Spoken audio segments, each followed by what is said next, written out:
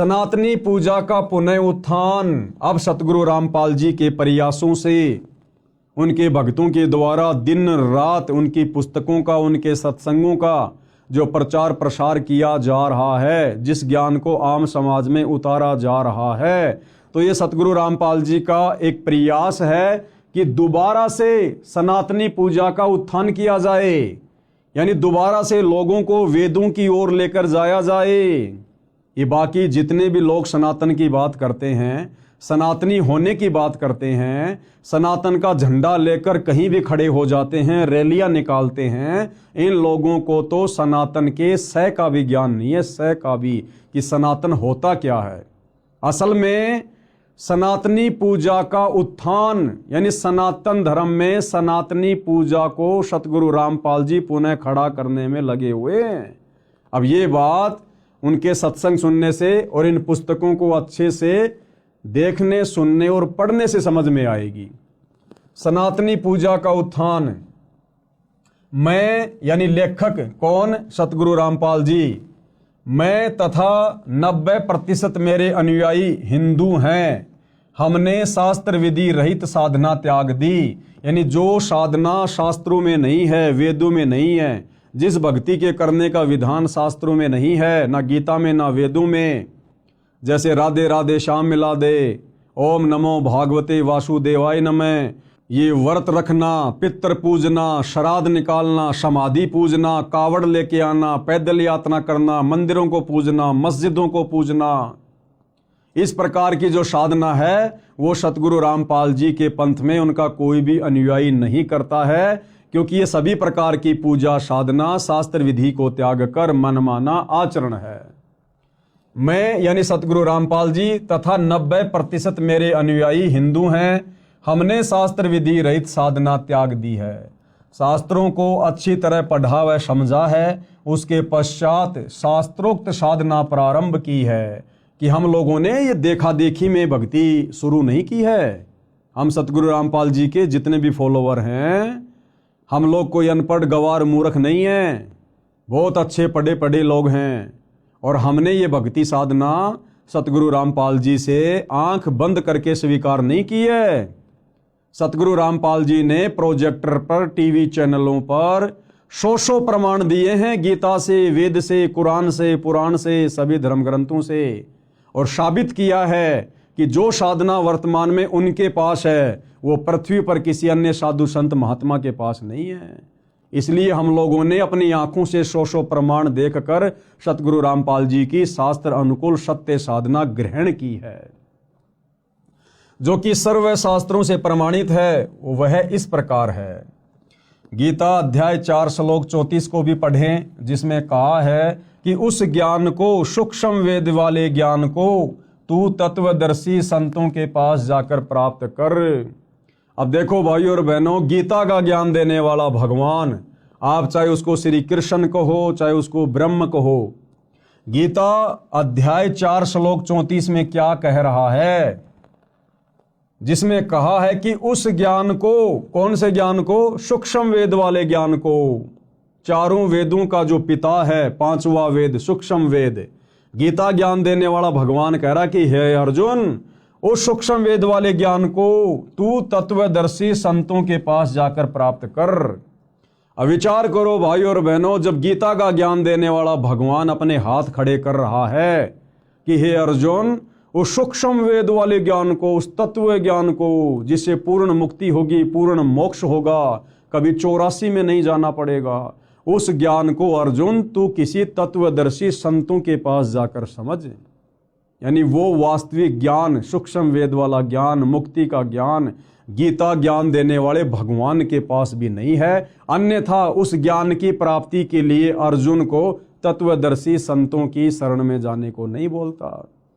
अगर गीता ज्ञानदाता के पास वो ज्ञान होता, अगर गीता ज्ञान देने वाला भगवान तत्वदर्शी होता, तो कह देता कि अर्जुन ले बैठ सामने, मैं तेरे को सत्संग करके सुनाता हूं वो ज्ञान।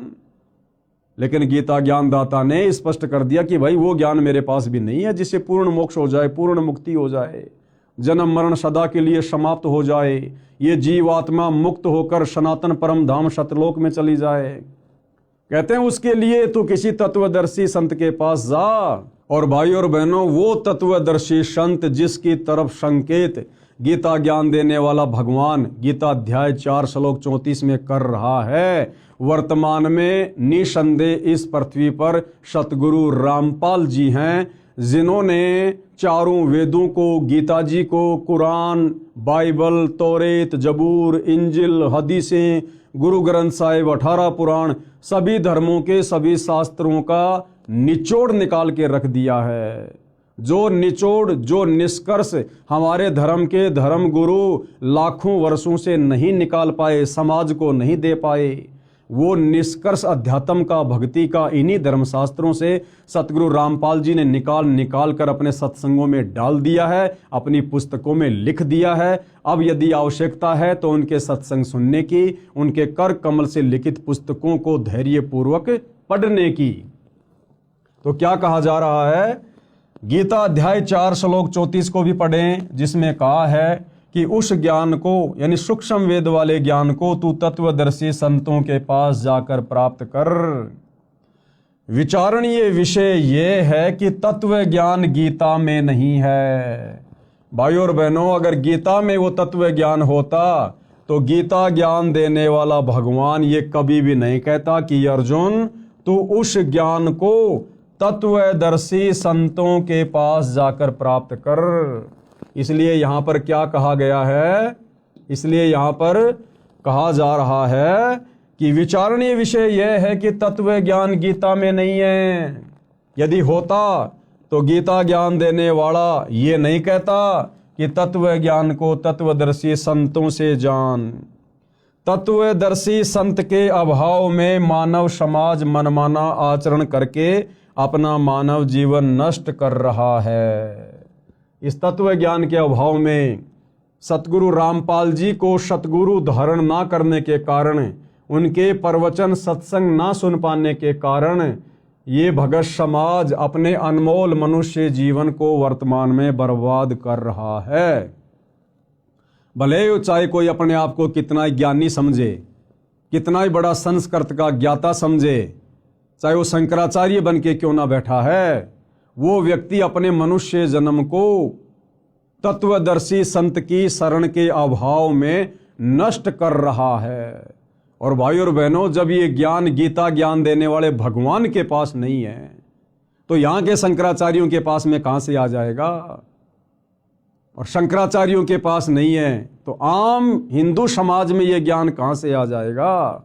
तो सब लोग शास्त्र विधि को त्याग कर मनमाना आचरण करने में लगे हुए हैं, जिसका नतीजा अंत में नरक भोगना पड़ेगा।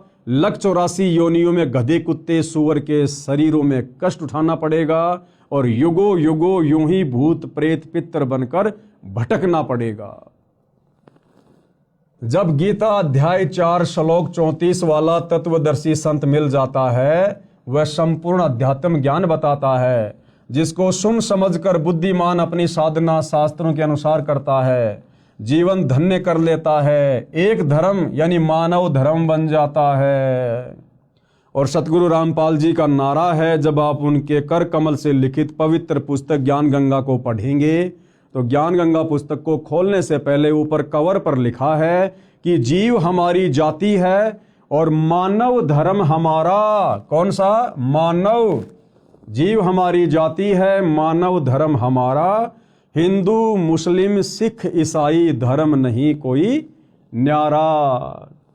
संत गरीबदास जी, गांव छुडानी, जिला झज्जर, हरियाणा, भारत ने अपनी अमृतवाणी में कहा है कि गरीब ऐसा निर्मल नाम है, निर्मल करे शरीर, और ज्ञान मंडलीक हैं चकवे ज्ञान कबीर। आदरणीय गरीबदास जी को जब कबीर परमात्मा यानी परम अक्षर ब्रह्म सत्य पुरुष मिले, उनको सतलोक दिखाया, उनको ज्ञान दिया, उनका ज्ञान योग खोला, तो अपने परमपिता परमेश्वर कबीर साहिब की महिमा करते हुए, उनके तत्व ज्ञान का बखान करते हुए गरीबदास जी ने अपनी वाणी में क्या कहा है? गरीब ऐसा निर्मल ज्ञान है कि उस कबीर परमात्मा का ज्ञान ऐसा निर्मल है, ऐसा प्यारा है। निर्मल करे शरीर, यानी जब हम उसके ज्ञान को ग्रहण करके, उनकी शरण ग्रहण करके, उनके द्वारा बताई गई साधना करेंगे तो हमारा शरीर निर्मल होता चला जाएगा, हमारे पाप कर्म उस साधना के करने से कटते चले जाएंगे। और ज्ञान मंडलीक है, उस कबीर परमात्मा के तत्व ज्ञान के अलावा और पृथ्वी पर जो भी ज्ञान है किसी भी साधु संत महात्मा का, कहते हैं वो तो मंडलीक है। मंडलीक यानी क्षेत्रीय ज्ञान है। और ज्ञान मंडलीक है चकवे ज्ञान कबीर, और कबीर जी का जो तत्व ज्ञान है, शास्त्र अनुकूल ज्ञान है, वो तो चकवे यानी जैसे चक्रवर्ती राजा होता है, पूरी पृथ्वी पर उसका साम्राज्य होता है, तो कबीर जी का जो तत्व ज्ञान है उसको चकवे ज्ञान की संज्ञा दी गई है। यानी सारी सृष्टि में केवल कबीर जी का ही ज्ञान सत्य है।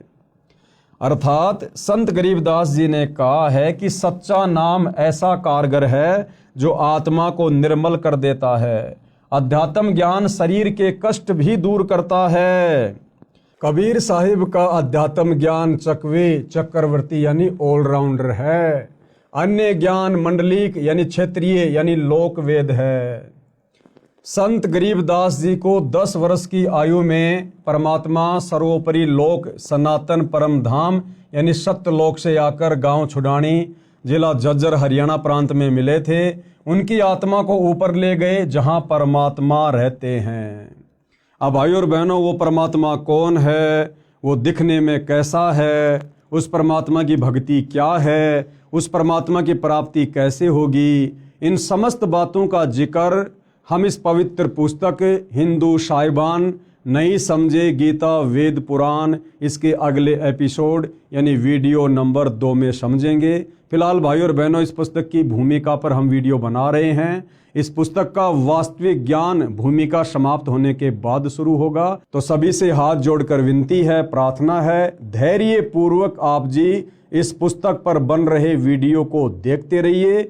निसंदेह परमपिता परमेश्वर कबीर साहिब यानी वर्तमान में जो सतगुरु रामपाल जी के रूप में धरती पर प्रकट हैं, उनके आशीर्वाद से यदि हम उनसे प्रार्थना करते रहेंगे तो अवश्य वे हमें सद्बुद्धि प्रदान करेंगे, हमारा ज्ञान योग खोलेंगे और हम इस अनसुलझे आध्यात्मिक ज्ञान को उनकी विशेष दया से समझते जाएंगे और अपनी आत्मा का कल्याण करवाएंगे। तो भाई और बहनों, गुरुदेव भगवान के आशीर्वाद से आज के इस वीडियो में केवल इतना ही। कल परमपिता परमेश्वर जी के आशीर्वाद से रात्रि 9 बजे सभी भाई बहन दास के फेसबुक पेज पवन दास इस लाइव के ऊपर लाइव जुड़िए। तब तक गुरुदेव भगवान हम सबको आज्ञा दें, आशीर्वाद दें। बंदी छोड़ सतगुरु रामपाल जी भगवान की जय हो।